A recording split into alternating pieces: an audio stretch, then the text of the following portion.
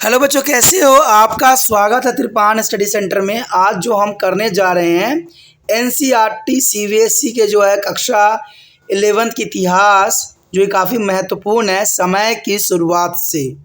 ये इतिहास का चैप्टर है, यानी एनसीईआरटी जो है हम करेंगे सीबीएसई के क्लास 11 हिस्ट्री जो है from the beginning of the time. काफ़ी महत्वपूर्ण ये चैप्टर है और इसमें हम कुछ क्वेश्चनों को जो है हिंदी इंग्लिश दोनों ही माध्यम में आपके समक्ष प्रस्तुत करेंगे और ये एग्ज़ाम व्यू से भी काफ़ी महत्वपूर्ण रहेगा। यहाँ तक कि एग्जामिनर इससे अधिक कोई क्वेश्चन नहीं पूछा जाएगा जो क्वेश्चन हम यहाँ पर डिस्कस करेंगे। यहाँ पर जो हमारे समक्ष क्वेश्चन आया है 11वीं क्लास के बच्चों के लिए जिन्होंने हिस्ट्री ले रखी है, बहुत काफ़ी महत्वपूर्ण है कि मनुष्य की उत्पत्ति के बारे में वो क्या जानते हैं। यानी मनुष्य के उत्पत्ति के बारे में आप क्या जानते हो, कैसे जो है मनुष्य की उत्पत्ति हुई होगी। ये बहुत बड़ा इतिहास है और ये बात जानना काफ़ी महत्वपूर्ण होगा। यहाँ पर हम मनुष्य की उत्पत्ति के विषय में विस्तार पूर्वक चर्चा करेंगे और जानने की कोशिश करेंगे कि आखिर मनुष्य की उत्पत्ति किन कारणों से हुई है और हर कारण पर जो है प्रकाश डालेंगे। तो क्वेश्चन तो आपको समझ में आ ही गया होगा कि मनुष्य की उत्पत्ति के बारे में आप क्या जानते हो, कैसे मनुष्य की उत्पत्ति हुई। कुछ व्यक्तियों का विचार कुछ है, किसी व्यक्ति का विचार कुछ है। कुछ तो ये कहते हैं कि मंकियों का जो है हम पूर्वज है, एपिस का है, लेकिन शायद संभव ऐसा नहीं है। कहते हैं मंकी में तो अगर देखा जाए तो टेल्स होते हैं बड़े बड़े, बट इंसानों में टेल्स शुरुआती अवस्था में भी देखने को नहीं मिला। अफ्रीका में जब इनके कुछ अवशेष मिले तो टेल्स की कोई भी जो है संरचना देखने को नहीं मिला। कहते हैं इंसानों की उत्पत्ति के विषय में बहुत बड़ा प्रश्न चिन्ह है और ये जानना हमारे लिए बहुत काफ़ी दिलचस्प भी रहेगा। कहते हैं ये एजुकेशन बेस से तो इम्पोर्टेंट है ही है, प्लस जो बच्चे कुछ जानना चाहते हैं और कोई यूपीएससी के एग्ज़ाम की तैयारी भी कर रहे हैं तो उनके लिए भी ये जानना बहुत ज़रूरी है, क्योंकि यूपीएससी एग्ज़ाम में इस तरह के क्वेश्चन डालना स्वाभाविक रहता है और इसी बेस पे कई एमसीक्यू तैयार भी किए जाते हैं। अगर हम बात करें यहाँ पर मनुष्य की उत्पत्ति के, तो कहते हैं मनुष्य की उत्पत्ति की कहानी बहुत लंबी और जटिल है, जिसके बारे में साइंटिस्ट आज भी जो है फेल हैं, क्योंकि उनको भी नहीं पता कि मनुष्य की उत्पत्ति किस प्रकार हुई होगी। लेकिन कुछ विचारधारा है जिसको यहाँ पर प्रकट की गई है। इस संबंध में अलग अलग मत दिए गए हैं और सभी भी खोज की सिलसिला अभी भी जो है जारी है, अभी ख़त्म नहीं हुई है।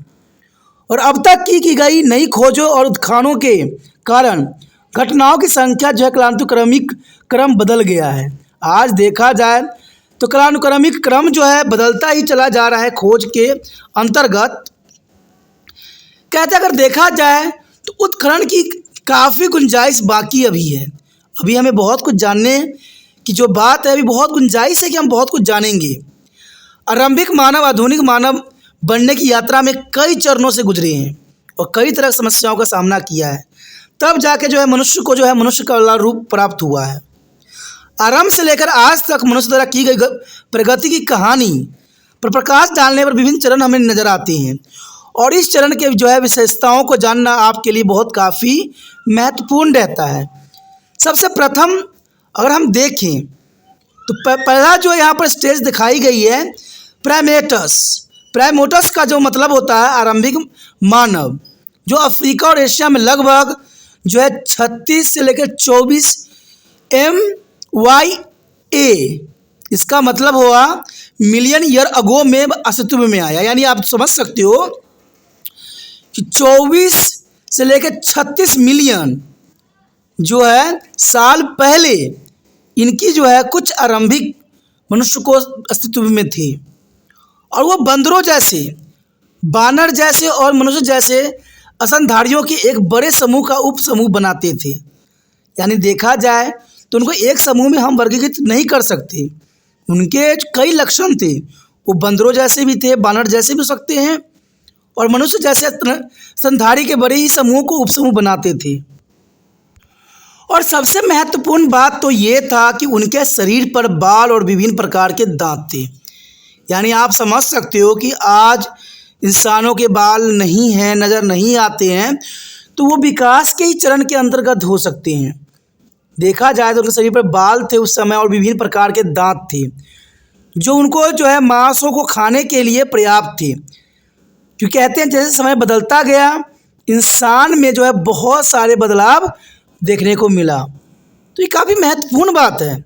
अगर अगले स्टेज की अगर हम बात करें हेमोनियोडस, हेमोनियोडस भी काफ़ी महत्वपूर्ण स्टेज था जो लगभग 24 मिलियन ईयर अगो अस्तित्व में आए।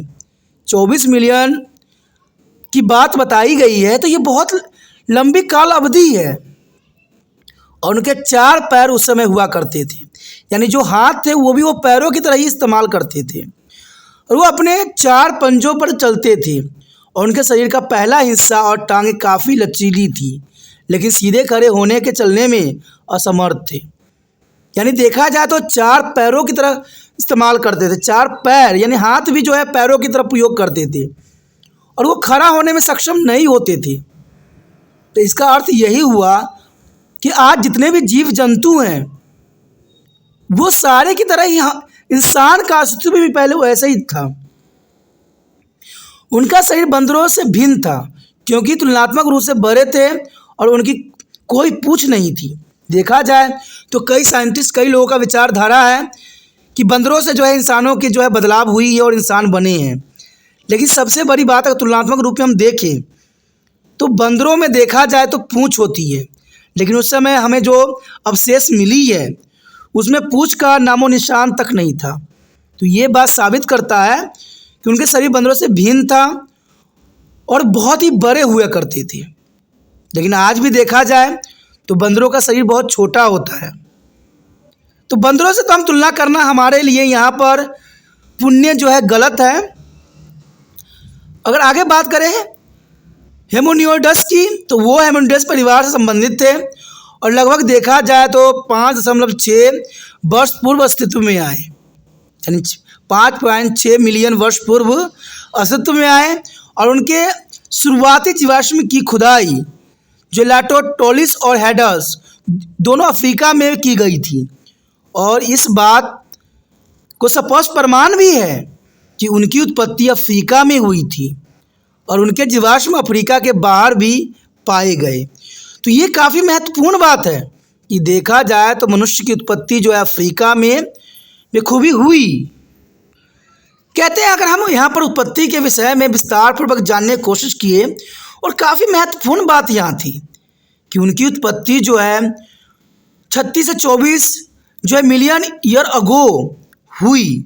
और हम ये साफ क्लियर कर चुके हैं कि इनकी बंदरों की तरह कोई भी उनकी हरकतें नहीं थी। यानी देखा जाए तो बंदर तो यहाँ पर एलिमिनेट हो जाते हैं कि इंसानों की उत्पत्ति के अंतर्गत, जो ये काफ़ी महत्वपूर्ण था। और ये जीवाश्म जो हमें मिले है अफ्रीका के बाहर भी पाए गए हैं, तो ये भी काफ़ी महत्वपूर्ण था।